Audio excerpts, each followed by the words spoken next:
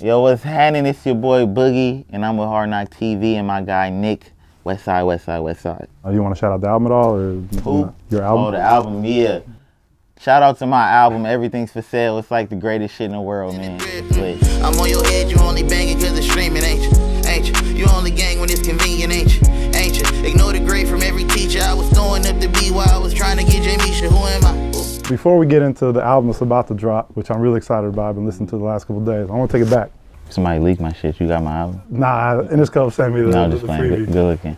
So if there was a movie about your life, opening scenes, panning down through Compton, we're going into your childhood home. What are we seeing? What are we hearing? What are we smelling? You seeing just me and my mama in a little apartment. My brother, I had an older brother, but he left when he was like 15. What do you smell? My mama, I guess chicken, fried chicken. Yeah, that's about it. And me in there playing a video game probably. What are we hearing? What are the sounds that you remember from your childhood? Oh, like music, my mama played, she loves like Jaheim, but I don't like Jaheim. Jaheim is trash to me. Yeah, but it wasn't, she didn't really play a lot of music at home. I didn't really get into music till she sent me to church when I was in middle school. Was church like your first early like music memories? Yeah, for sure. What led you to think that music is the way you want to express yourself? Well, I fell in love with like just the art of music at church, just like singing melodies and stuff like that. But I didn't really understand the expression part of it till like after when I started rapping. First I was doing gospel raps and it was trash. And then I realized I was in Compton and nobody wanted to hear that. But then I started rapping and yeah, that's when I learned the expression part and how fulfilling it is. How old were you at that time? When I started rapping like 15. Do you remember like what your first rap was? Yeah, I do remember my first rap. What was it about? I had this clique called Flip in high school because everybody had like cliques. It was called Fuck 11 I'm Pimping. So it was just a clique rap at the park with a bunch of my homies standing behind me. What was that moment where you're like, all right, I think I could do this for like a career or a living? Do you remember?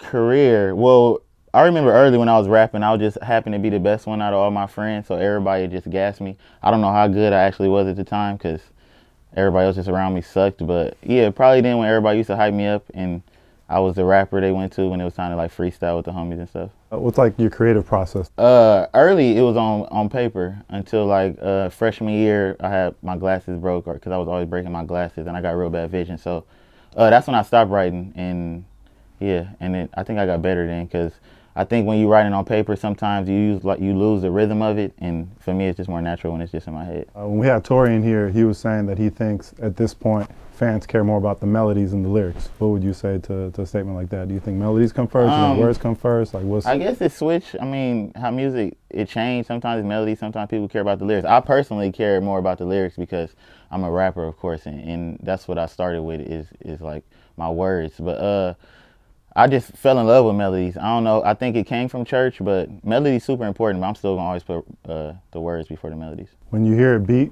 do you try to find that pocket first, or do you find the words first and then? It depends on what type of beat it is. Sometimes beats, they just call me to do melodies on it, so I go do a top line and make sure I don't lose that melody. Sometimes beats I know like nobody care about the melody on this beat. You just need to go in. So that's when I just really try to lock in on the verse, but. It all depends on what type of beat it is. I know Interscope signed you first. Now you're Shady Interscope. Yeah. But what was that process like? Like getting signed to Shady, the Interscope? Yeah. I was just rapping in a city. A couple people knew me. Nobody really knew me though. I knew this producer, Willie B, who worked with Kendrick early on in his career. He went in Interscope and played my music. I tried to finesse every label. I used like my Interscope situation to like get bigger deals from other labels, but the labels was trash, and I fucked with the nigga who was at Interscope, my boy Tim, so I ended up staying there. When you got signed, are you thinking like, I made it? Like oh yeah, that's the first thing is like, oh, it's over for everybody. I'm getting a meal. Even when my events, even though it wasn't big, I'm thinking like, oh, I'm rich forever. Like, cause I never had this type of bread. So like, even if I had 50,000, that's like $1 million to me coming from somebody who never had nothing. But yeah, you had to face that harsh reality real soon. Were there moments throughout your career where you like thought about giving up or you struggled through, and like what got you past that point? I think the people around me reassuring me that we doing something right. The feeling, of course, I get when I record. I know I'm not gonna get that at a regular job, so I gotta have that feeling because that's how I express myself. I just kept going. We just kept going. I remember last year my business manager was telling me like, you might have to get a regular job. And that moment for me was tough because I'm like, what are you talking about, a regular job? Nigga, you sound crazy. But Yeah, like I said, the people around me, we just kept pushing, and now I'm right here. I remember the first time I interviewed Big Sean, he was saying that when he got signed to Kanye, he was like, man, he's like, it's so hard because you're signed to a label, but no money's coming in, so you can't go work at the mall or go get a regular job. Bro, it's the most wildest shit. Like, at this point, rap gotta work for me because I literally can't be nowhere in Long Beach and Compton like working a regular job, or it's gonna look wild. So yeah. Tell me a little bit about being a dad. You had a kid, I think it was a 20, right? So you got a kid, you're doing the rap thing. I think you're also working at the time. Like, how are you juggling all that? It was tough. When I first had my kid, I don't think it really hit me how serious it was. I was still like on some fuck nigga shit, just still out here. But I still had it in my head that I didn't want to work a regular job. Luckily, I had my mama who gave me a space to create in her room, wasn't charging me rent.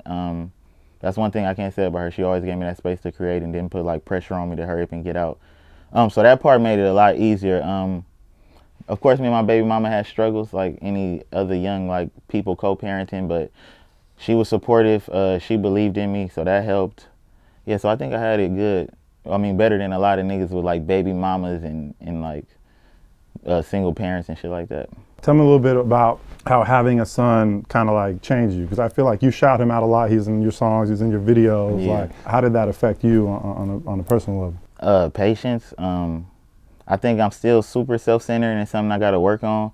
But with him, he the only person that really teach me how to be selfless and how to be patient in situations, because man, it's like kids grow up faster than we did because they got so much like access to YouTube. So he like 9 going on 26. So it's just always tough. But yeah, patience more than anything. What are the things that you want to instill in him? I mean, he's 10 years old, or he's about to be 10 soon. Number one, compassion.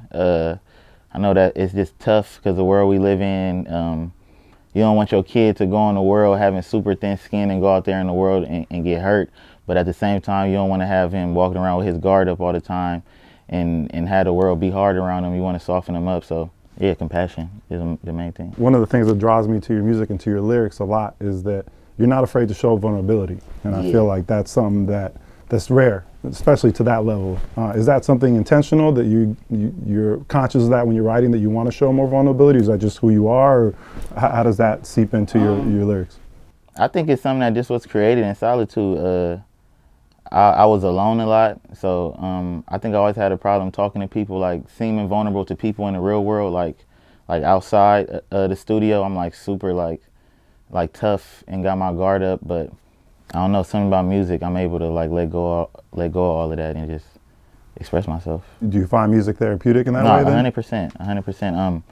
Yeah, without it, I probably would have been went crazy by now for sure. What would you say to a young artist watching who's maybe gone through some of the struggles, or you've been through the ups and downs of the industry? What advice would you give? Stay locked in. I want people to know what they sign up for. It's like, I know you got your dreams and your goals, but you still need to understand that these companies look at you like it's a business. Don't go in here thinking these labels is your best friends. Y'all going in as a partnership. And yeah, keep your feelings out of it and keep your feelings in your music. That was fire. I think Keezy gave me the approval. Dropping keys. You signed to Shady a year ago. How did that change kind of like the trajectory of where you were going? Or did it change it? I think not for me, it didn't change, because I always feel like I need to be at the top. And I don't think no cosign could bring that. That's something I got to do on my own. But I think to the other people's eyes, of course, it's Eminem. And they like, nigga, you're supposed to be up right now. Like my brother is crazy. I was just with my brother at my grandma's house the other day, and he was telling me how he go to work, and people like, why you at work, bro? Your brother's signing Eminem, but he just kept reinforcing it with me, and I'm like, damn. I guess people do like got crazy perception and shit.